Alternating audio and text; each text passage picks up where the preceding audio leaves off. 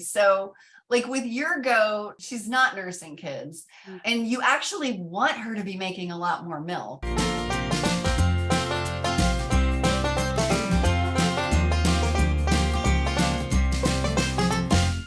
You were mentioning, sounds like a formula, adding the kids' weights together, and then was it multiplying by 2 to then determine how much grain to give the dough? So Millie, the one we're milking, she does look thin to me, like she's concave. So I don't know if we're giving her enough. So the standard is 1 pound of goat feed for every 3 pounds of milk produced. 3 pounds is basically 3 pints. So how much does your goat weigh? Do you have any idea? Well, I'm not sure.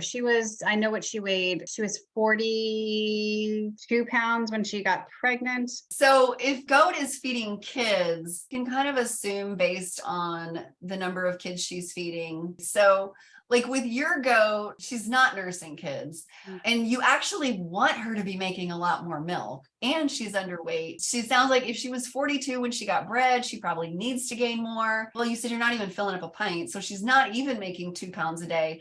I would be giving her a whole pound of grain. The 16% goat feed. I'd be giving her a whole pound of that because you want her to be producing 3 pounds of milk. And right now she needs to put on some weight. So I would say give her a little more milk because you want her to be gaining weight and making more milk. And then as she starts producing more, then you can increase the grain. And if she eats that faster than you can milk her, then add some alfalfa pellets to it.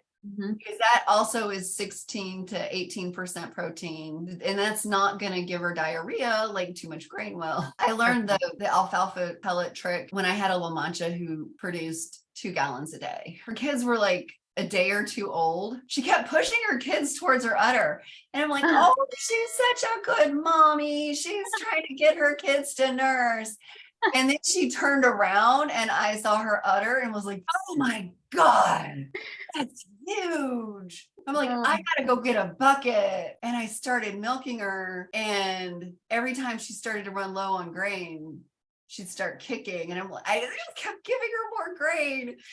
And I got probably 3 quarts of milk out of her. And the next time I walked in the barn, she had diarrhea. I didn't have any alfalfa pellets. I just kept giving her more grain because I'm like, you got to let me milk you. Your udder is still huge. And so she just made so much milk. And so then I was like, I got to find another solution.